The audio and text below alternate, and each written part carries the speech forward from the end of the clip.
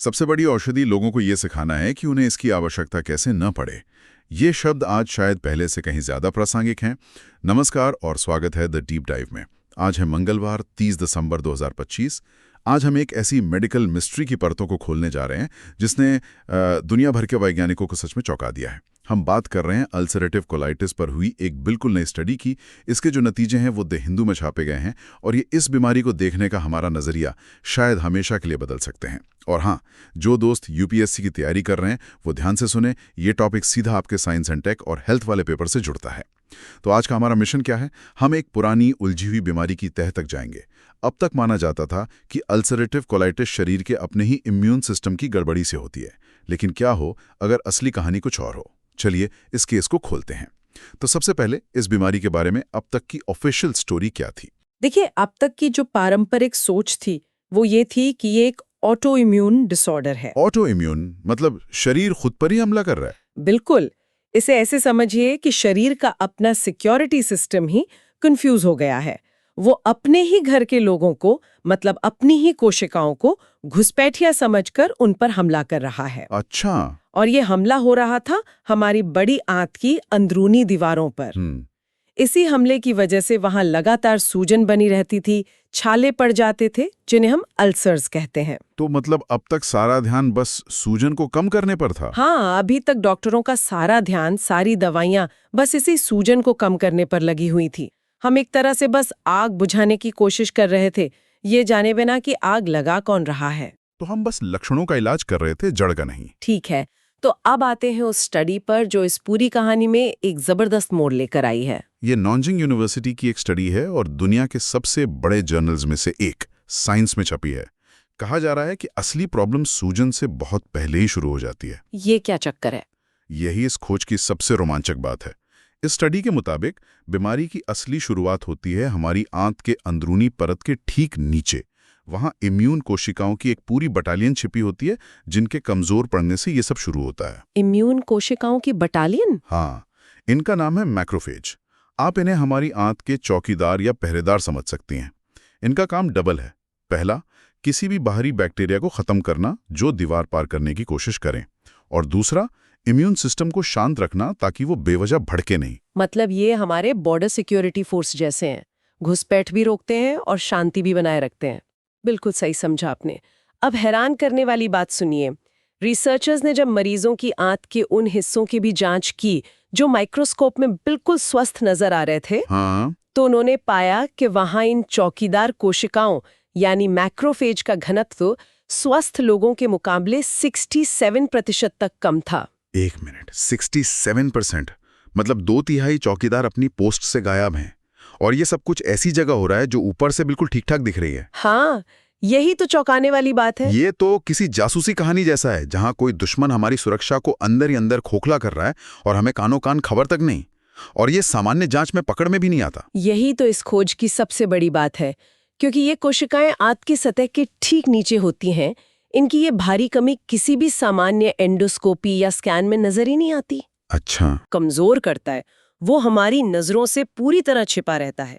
Researchers का मानना है कि ये दीवार में आई वो पहली दरार है जहां से बाद में सूजन और बाकी लक्षण अंदर घुस आते हैं। ठीक है, तो हमारे पास एक क्राइम सीन है। आंत की दीवार के नीचे रहस्यमयी तरीके से गायब होते चौकीदार। अब सवाल यह है कि कातिल कौन है? क्या स्टडी किसी संदिग्ध पर उंगली उठाती है? हाँ, और यहीं से ये कहानी एक मेडिकल थ्रिलर बन जाती है। स्टडी ने खास बैक्टीरिया की पहचान की है जिसे मुख्य संदिग्ध माना जा रहा है। इसका नाम है एरोमोनास। एरोमोनास। और ये बैक्टीरिया अकेला काम नहीं करता। इसका एक स्ट्रेन एरोलेसिन नाम का एक जहरीला हथियार यानी टॉक्सिन बनाता है, और इसके खिलाफ सबूत बहुत मजबूत है। कैसे? जब उन्होंने मरीजों और स्वस्थ लोगों के सैंपल्स की तुलना की तो पाया कि ये बैक्टीरिया अल्सरेटिव कोलाइटिस के 72% मरीजों में मौजूद था। 72%? जबकि स्वस्थ लोगों की आबादी में ये सिर्फ 12% में मिला। 72% बनाम 12%, ये आंकड़ा तो बहुत कुछ कहता है। लेकिन हमारी आंत में तो हजारों तरह के बैक्टीरिया रहते हैं। इस एरोमोनास में ऐसा क्या खास है? इसका हथियार, ये एरोलिसिन टॉक्सिन, कैसे काम करता है? एरोलिसिन की खासियत उसका काम करने का तरीका है। वो भीड़ में अंधाधुंध फायरिंग नहीं करता, वो एक टारगेटेड हमला करता है। टारगेटेड हमला? हाँ, ये टॉक्सिन आंत की ऊपरी सतह की कोशिकाओं को ज्यादा परेशान नहीं करता। इसका निशाना सीधे तौर पर वही चौकीदार कोशिकाएं यानी मैक्रोफेज होती हैं। ये उन्हें ढूंढ ढूंढ कर खत्म कर देता है। अच्छा, तो ये एक स्नाइपर हमला जैसा हुआ? बिल्कुल, एक माइक्रोबियल स्नाइपर। रिसर्चर्स ने चूहों पर प्रयोग करके इसकी पुष्टि की। उन्होंने कुछ चूहों को ये एरोलिसिन टॉक्सिन दिया और फिर देखा कि क्या ये सीधा जाकर उन्हीं चौकीदार कोशिकाओं को निशाना बनाता है? बिल्कुल, और यही उन्होंने देखा। जिन चूहों को ये टॉक्सिन दिया गया उनके आंत के मैक्रोफेज तेजी से खत्म होने लगे और उन्हें बड़ी आसानी से कोलाइटिस हो गया। उनमें सूजन, दस्त जैसे सारे लक्षण दिखने लगे। और जिन चूहों को टॉक्सिन नहीं दिया गया, जब उन्होंने दूसरे चूहों के समूह को एरोमोनास बैक्टीरिया का वो स्ट्रेन दिया जो ये टॉक्सिन नहीं बनाता था, तो वे चूहे गंभीर रूप से बीमार नहीं हुए। वाह!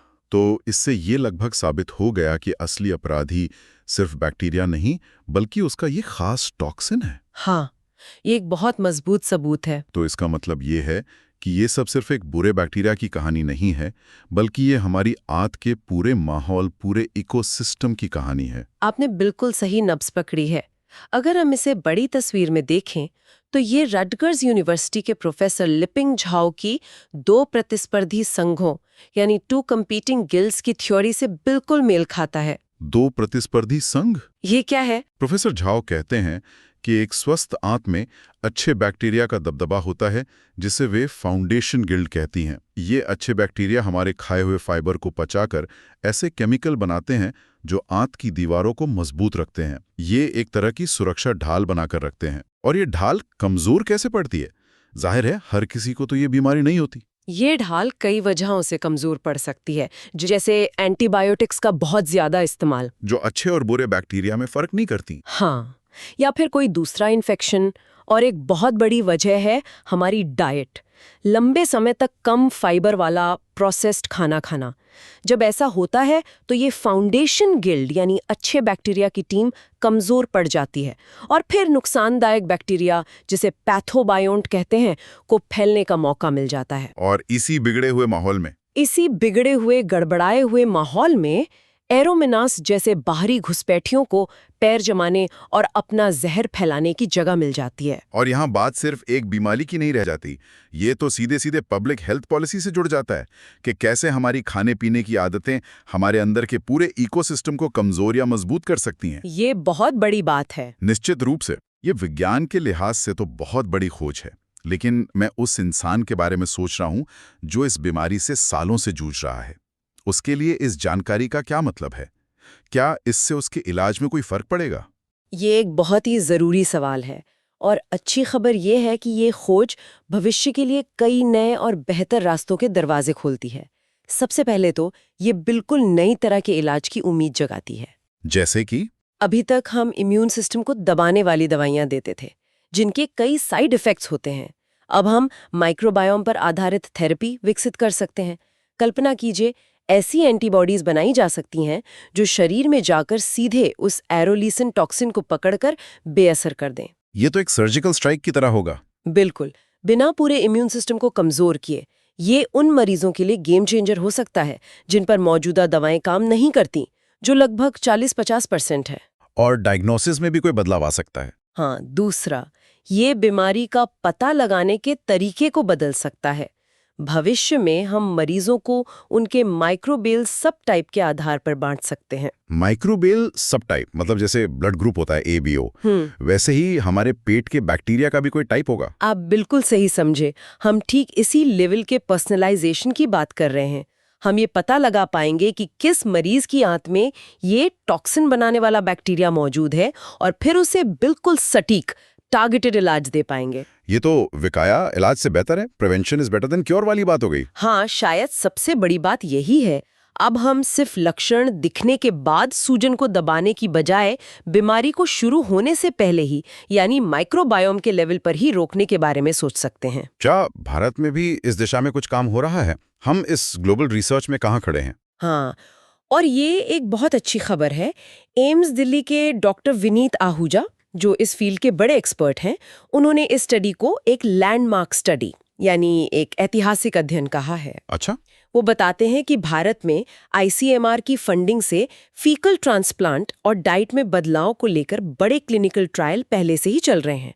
इसका मतलब है कि हमारे पास एक मजबूत इंफ्रास्ट्रक्चर और रिसर्च का माहौल मौजूद है। तो हम इस नई रिसर्च को आगे टेस्ट कर सकते हैं? बिल्कुल, ये भविष्य में इस तरह के नए आइडिया को टेस्ट करने के लिए एक बेहतरीन प्लेटफॉर्म बन सकता है। लेकिन विज्ञान में हर बड़ी खोज के साथ एक सावधानी भी जुड़ी होती है। ये सिर्फ एक स्टडी है ना? हमें बहुत ज्यादा उत्साहित होने से पहले किन बातों का ध्यान रखना चाहिए? आपका ये सवाल बहुत जरूरी है, क्योंकि विज्ञान ऐसे ही आगे बढ़ता है, उत्साह और सावधानी के संतुलन से। सबसे बड़ी चुनौती है सहसंबंध बनाम कारण, correlation versus causation. Correlation versus causation. हाँ, जैसा कि कैलगरी विश्वविद्यालय के डॉक्टर गिलार्ड कपलान ने भी कहा है, इंसानों से लिया गया डेटा क्रॉस सेक्शनल है, मतलब ये एक ही समय पर लिया गया एक स्नैपशॉट है। इससे हमें ये तो पता चलता है कि बीमारी के साथ एरोमोनाज बैक्टीरिया मौजूद है, लेकिन हम 100% यकीन से ये नहीं कह सकते कि एरोमोनाज ही बीमारी की वजह बनता है। बिल्कुल, या फिर वो पहले से बीमार और कमजोर आंत में बसने का मौका ढूंढ लेता है। तो क्या ये बीमारी का असली ट्रिगर है, या जैसा कि डॉक्टर कपलान ने कहा, सिर्फ एक सहयात्री जो सवारी के लिए साथ है? बिल्कुल, यही वो $1 मिलियन का सवाल है जिसका जवाब मिलना अभी बाकी है। हमें ये भी नहीं भूलना चाहिए कि दूसरे फैक्टर्स जैसे स्मोकिंग, हमारी डाइट और एंटीबायोटिक का इस्तेमाल, ये सब भी हमारे माइक्रोबियल पैटर्न को बहुत गहराई से प्रभावित करते हैं। तो फिर इसे साबित कैसे किया जाएगा? इसके लिए हमें लंबी अवधि के अध्ययनों की जरूरत होगी, जिसमें लोगों के स्वास्थ्य पर सालों तक नजर रखी जाए, उनके माइक्रोबायोम को ट्रैक किया जाए और फिर देखा जाए कि किन लोगों में ये बैक्टीरिया आने के बाद बीमारी विकसित होती है। ठीक है, तो चलिए आज की इस जबरदस्त पड़ताल का सार निकालते हैं। आज हमने 4 मुख्य बातें सीखी। पहली, अल्सरेटिव कोलाइटिस की कहानी शायद सूजन से शुरू नहीं होती, बल्कि हमारी आंत की पहली रक्षा पंक्ति यानी चौकीदार मैक्रोफेज कोशिकाओं की एक गुप्त कमी से शुरू होती है। दूसरा, इस क्राइम का मुख्य संदिग्ध है एरोमोनास बैक्टीरिया और उसका स्नाइपर जैसा हथियार एरोलिसिन टॉक्सिन। तीसरा, ये स्टडी एक स्वस्थ आंत माइक्रोबायोम की ढाल के रूप में कितनी जरूरी है, इस पर रोशनी डालती है।